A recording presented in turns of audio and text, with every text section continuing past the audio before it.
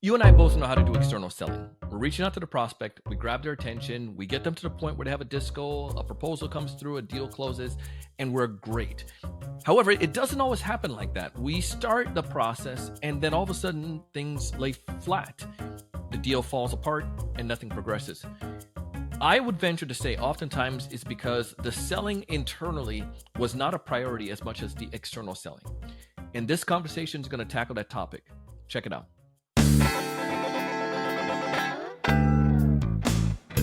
Hey, everyone. Welcome to another great episode of the Sales Evangelist Podcast. I'm your host, Donald C. Kelly, the Sales Evangelist. And I'm so excited for another great episode. I'm so excited to be here with you today. And on this episode, I am talking with the one and only Todd Rychecky. Todd and I got a chance to do he's on our podcast probably back in the pandemic, and we've been able to be connected for a number of years now. Todd comes with years of experience, not only as a seller, frontline, but also as a sales leader, leading teams, but also in leadership of startups. And now he finds himself leading a business unit of an organization, general manager. And it was fascinating to see Todd's journey over the years that I've known him, but his extensive journey and path has been remarkable in the tech space. In this conversation, though, Todd and I are tackling something that often doesn't get addressed, especially on our podcast, and I want to fix that. This is getting to the inside. What is happening on the prospect side of the conversation? We're going to break that down to you today and give you some of the things that we should be doing to make sure that we help our buyer when they're coming to do their bidding internally, selling. That internal sales process is often non-existent. Let's fix it. If this is your first time listening to our podcast, we talk about sales, obviously, and we teach you specifically how you can, as a B2B sales professional, attract more of your ideal customers, have better conversation, get more opportunities, and accelerate and close more deals. Our episodes fall into two buckets: one, building pipe; two, accelerating deals and closing pipe. And this today is going to fall under accelerating and closing pipe, how we can shorten the sales cycle. Please, if this is your first time, subscribe as well to the podcast. It would be greatly appreciated. Listen, let's dive in, get a chance to learn a little bit more about Todd and see why he's so passionate about us fixing this issue. Todd, welcome back to the show. Thank you. It's good to be back. I'm really looking forward to this conversation because it takes a different path. You've been on a podcast in the past and you shared insights from the perspective of here's what sales leaders can do and things that can help sellers. And over the years, as I mentioned in the teaser there, things have transitioned to where you are right now, and you have this wealth of knowledge, and from not only working with organization, working in startups, leading sales on the sales front, but also now just from a business leader standpoint. And I want to pick your brain specifically on that side of the house. But tell us a little bit about where you're camping out right now. Where are you at right now, Todd? Yeah, so I just started with Lantronix on April 2nd as their general Congratulations. manager and head of their out-of-band management business line. I'll be working with the teams within the organization to provide leadership on their out-of-band management business.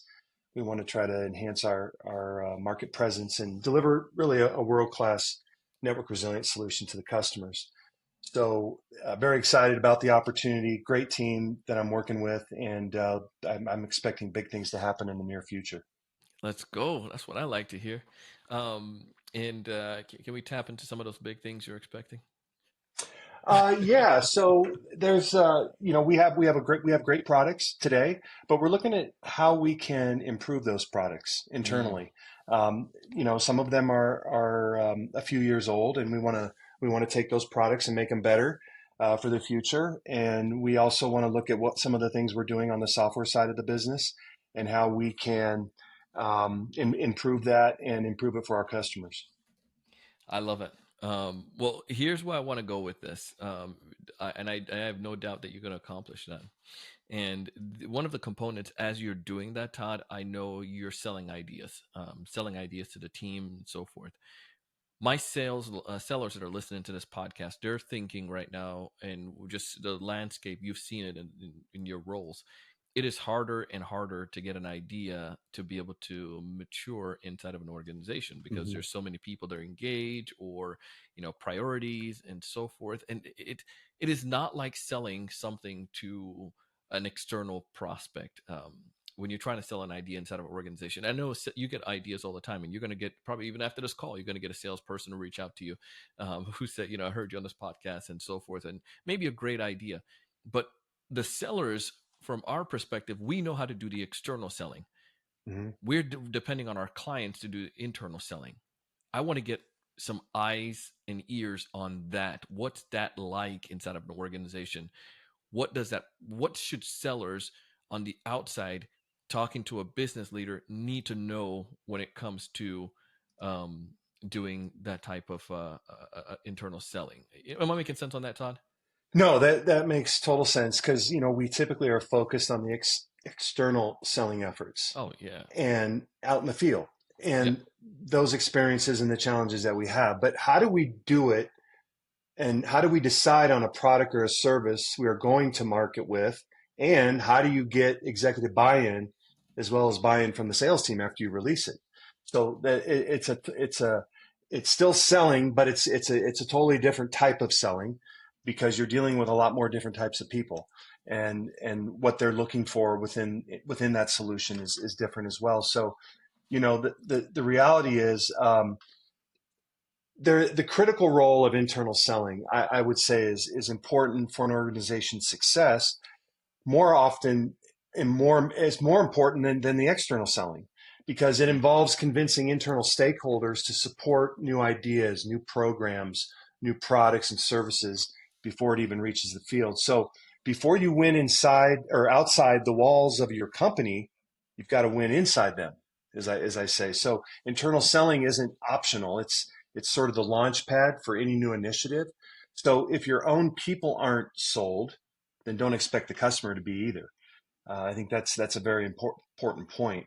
But building these relationships with these internal stakeholders is critical for effective selling internally. So you have to build trust, you have to build rapport.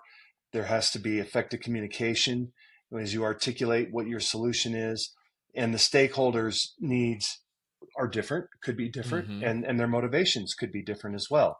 So really, internal selling starts with what I say internal listening. You have to understand what people are looking for, so you have to build that trust, speak that language, similar language to them, and understand what motivates each one of those stakeholders. Let me set up a scenario. I'm coming to you, Todd, and I'm selling a. I'm just making this up, but I'm selling a recruitment service, and you like it. You guys have a current vendor internally. You're taking this, and you feel that it can really work. But now you need to go to convince HR, and you need to convince other executives that we need to move to this Donald recruitment agency because they're going to be a best help. What are inherited challenge you are going to face as you take, we met on a phone call, I'm the sales rep. What are inherent challenges you're facing as you now leave that call and you're taking this internal to run a Yeah, phone no, concept? that's a great question. So there's going to be internal challenges to that, obviously. So overcoming those internal challenges in terms of what you think could benefit the organization as a whole. So there's going to be obstacles to that, and there could be things like pricing or commercial terms. There could be features or functionality that maybe they're not aware of, that and they're comfortable with doing what they're doing today. So with their existing products, but also setting up processes for product changes. So once we transition to this new product, we need to make sure that everyone is understands what that process and what that product is going to look like during that changeover. So the internal selling means we kind of navigating this maze of approvals and processes and motives, if you will. So the key is really being persistent internally with clarity. They have to understand really what we're trying to do, or what we're going for, and solving for their friction, the potential friction that could occur from moving to a new platform, and not just yours. So whether it's fast tracking a customer deadline, or changing a product feature, you've got to become sort of the bridge to doing that, and eliminate any bottlenecks that could come because of it. So, as from the seller's perspective, because it's in some instances, it sounds like I'm just, I mean, hearing you say this, it feels like I've set up some of my buyers for failure, because I was thinking about me getting that contract, and they're going to just go inside and it's going to be easy for them. But from what I'm getting, there's so much more. What should I know as a seller based on what you're sharing there? Or what should I ask you to best equip you as you're going to bat internally? Am I making sense on that? Like, I'm having a call Yeah. with you. We just got done with the call, and I'm thinking I did a great job. But it sounds like, based on what you just shared, you got a uphill battle to go fight now and to figure out Right. what should I be asking you before I get off the phone with you to help you. Well, I think you're applying the same sales techniques internally that you do Interesting. externally. So to win deals outside in the field, you're asking questions, you're listening, you're objection handling. They absolutely work inside too, the same way. So I think equipping the person you're selling to internally with what they need to be successful, much like you do, a general manager will do with his sales team, is to help them be successful. So when you treat these internal conversations like real sales calls, you set a clear expectation, you can shorten the sales cycle and actually get decisions made pretty quickly. I'm thinking like even one of those, and I love that part. I didn't, shorten the sales cycle component. I feel like if as a seller, it is it's basically extending what I see as runway, because in my mind I see runway as 3 months from one view, but there's, the internal runway, so to speak, is, yeah, you may do a discovery call with you, Todd, and you find out there's interest, but then there's still the next discovery call that's I'm not going to be a part of internally, where now you're taking this idea about this HR solution to your team, and again discovering the cycles, objection handling, and all of that stuff. Is there could I give you What could I give you to equip you as you're going internally to bat? Yeah, I think the types of resources that are important is your basic selling questions and answers as far as how to address certain pushback from an organization or from a team internally. I think those types of things are very very important. I think setting yourself up to win by showing your experience selling this product and also providing references that have had success using your product, using your solution. That is very very important. I think when you have those types of resources and you bring them to the table with your team internally, there's a much better chance that you're gonna be successful in selling them on what you're trying to do and what you're trying to sell. One component that I've learned over the years, and this came from Matt Dixon, was around, and you talked about it a little bit early on, like people's desires and like maybe their initiatives or what's important to them internally. Um, Sometimes I found that people are not willing to do something if it's too risky, because it may hurt their politics internal inside of an organization. Am I making sense on that? Mm-hmm. Mm-hmm. So, like, say for in your case, I'm telling you, you fell in love with our HR solution. You know it could work, but still, yet, if you make this change, what could the impact be if it's not effective to you and your internal politics? Am I making sense on that? Yeah, yeah. I mean, that's something that you always have to deal with. I think within an organization, a big Fortune 500 that you're selling to or that you're selling to internally, there's always going to be people that want to push back on a certain idea. They can consider it risky. They get comfortable with the status quo. But I think when you are bringing something that really is some a solution that can help an organization, I think you got to be first of all you got to ask really good questions. You got to ask questions. You got to listen. You don't do all the talking, and you bring those you bubble those up those answers to a scenario where you can discuss these solutions that can help an organization actually save money or be more productive or be more efficient. Those are the types of things that you've got to, I guess, lean on more so than you would. This is a risky proposition for our organization.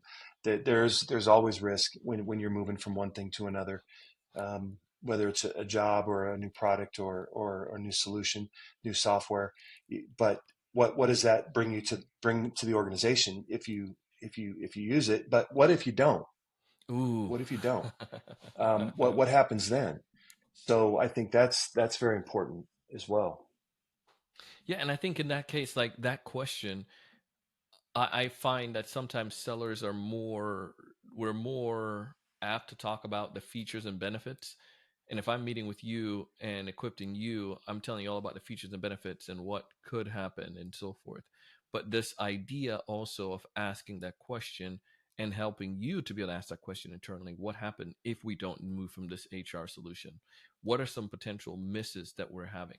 And again, like this whole conversation is helping me to realize like we can't go into this as a seller and thinking one-sided. We have to think this, have a almost like a 360 view, external process, internal process, and Mhm.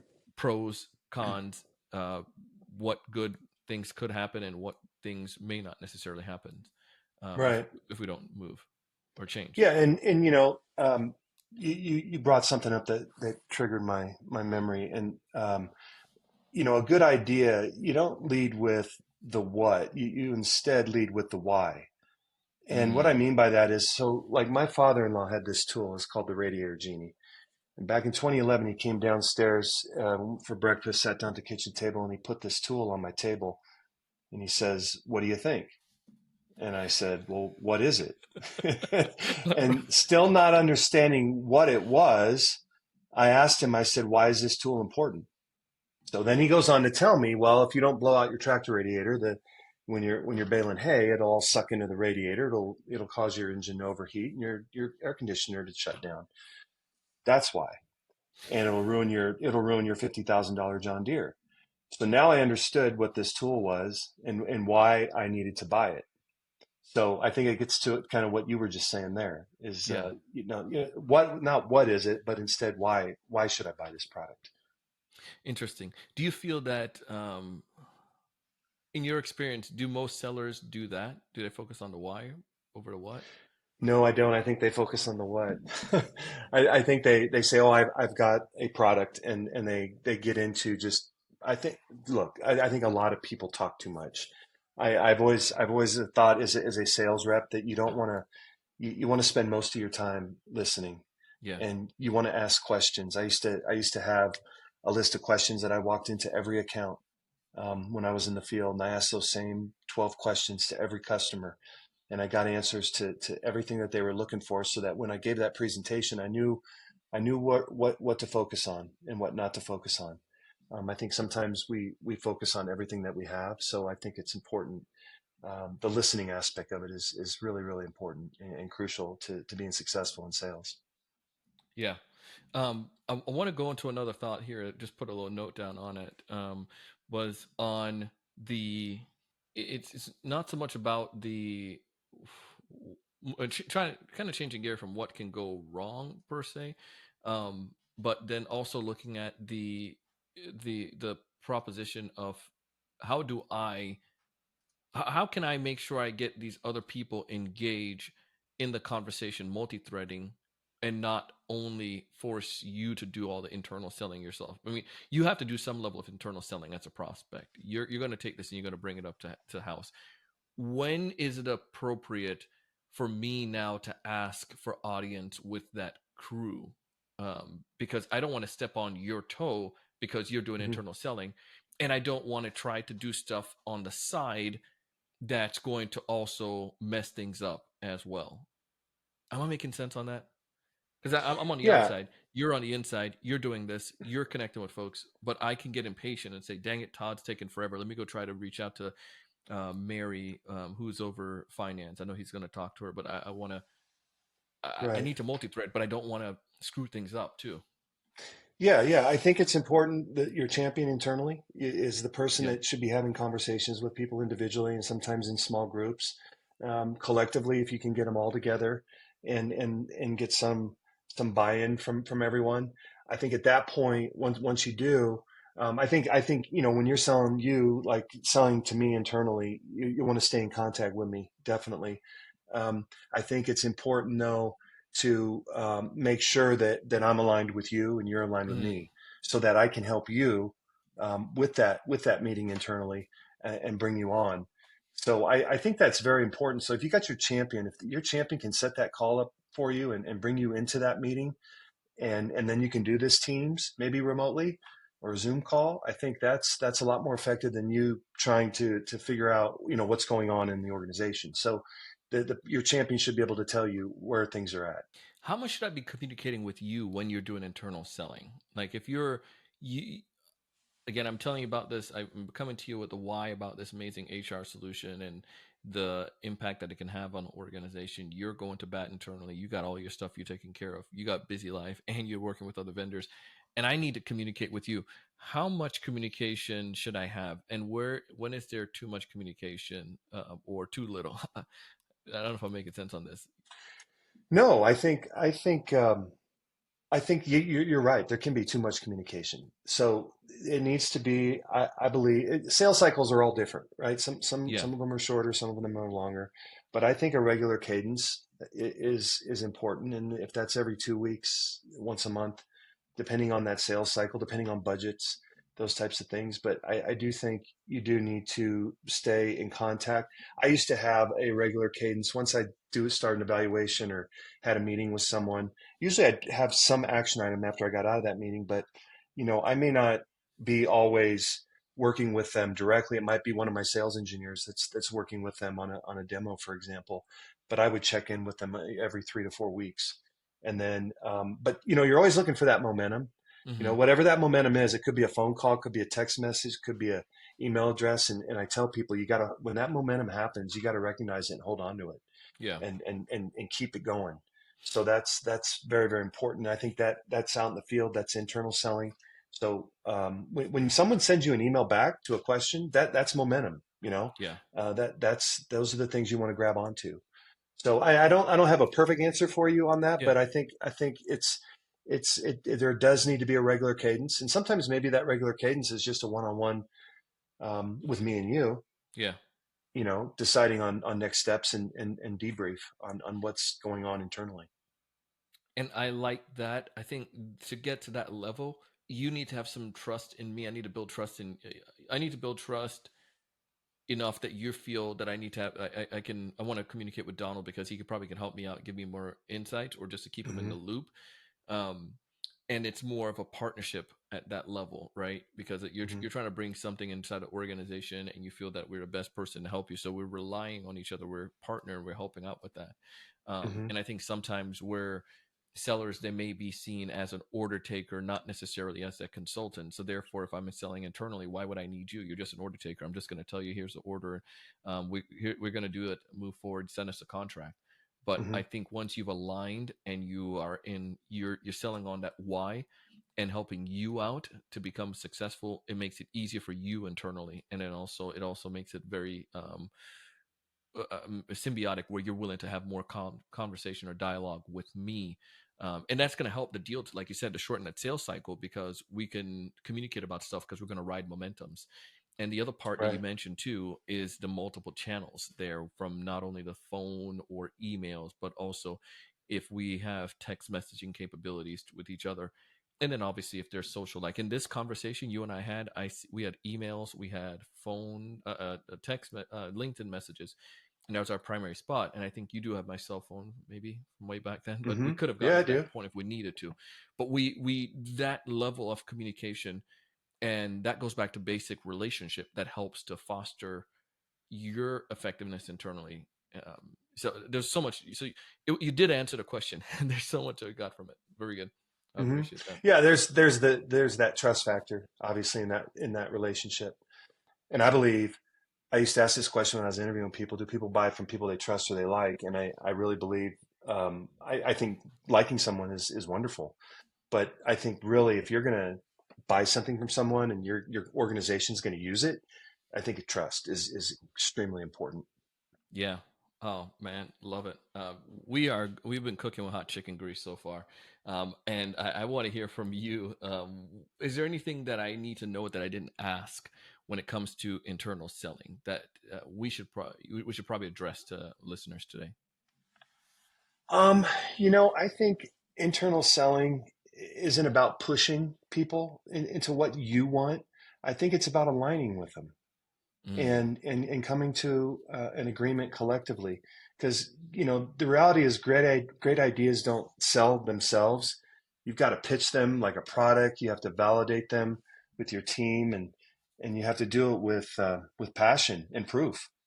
yeah, And if you can connect that idea to a real business outcome that benefits the organization, find your allies internally and prove it, you're really halfway there already. yeah. I couldn't agree with you more on that. We really need to see it more as that ally.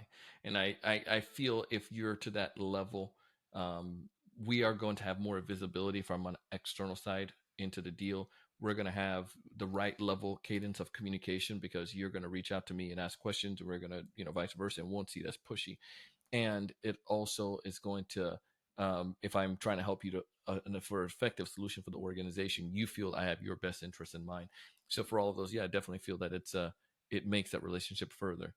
One Mhm. last piece, as what would you say to a leader if he or she is listening to this episode and they're thinking about talking, they're working with their salespeople, and they just heard our conversation and they're thinking, dang it, I don't know if my salespeople are working well enough with their particular customers to help them sell internally. What advice would you give to that sales leader listening to this convo? Oh, that's a great question. I think get making sure that you have more than one contact within an organization. I think many times people think, oh, they got their champion, they got this one Yeah, person. I think it's important that you're selling to multiple people within that organization, whether it's the IT manager or the CIO or the network engineer or the person doing the liquid cooling or managing the facility. I think the more buy-in you have from a customer, from different people, the more successful you're going to be. So I think, a lot of salespeople they really focus on that one person. They take them out to lunch. They call them. They got a good relationship. They like them, yeah, right? But you don't have enough people, enough touch points internally. So I think that's something that is really important if you want to close more business and be successful. Have multiple people in the organization that know you, uh, that you can contact and you can talk to, and you can help them with a decision. I love it. Todd, if folks are listening to this episode, they feel like you dropped a whole bunch of value, and they want to connect with you, they want to learn about you or even about your organization, what is the best way for them to go about doing so? They can get me on LinkedIn at Todd Rychecky, Rychecky. You can also contact me on email. So it's first initial last name T Rychecky at Lantronix, Lantronix.com. Love it. Todd, thank you so much for taking the time to come on our show today. Truly appreciate it. Thank you, Donald. I'm telling you, that was some good stuff. That's Todd Rychecky. Tell him that you heard him here on the Sales Evangelist podcast. Connect with him on LinkedIn. He's one of those people that's just truly genuine and really wants others to win. And over the years knowing him, I have seen that plenty of time. And he's one of those individuals I want to win. So if there's an opportunity to be able to work together, you and him, please connect and tell him that you heard him here on the podcast. Listen, I want you to thrive. I want you to succeed. And speaking about winning, if you want to join our sales mastermind, would love to have you. Go to thesalesevangelist.com/mastermind. As always, I want you to thrive. I want you to succeed. I want you to raise the level of thinking. But most importantly, I want you to go out and do big things. See you on the next one.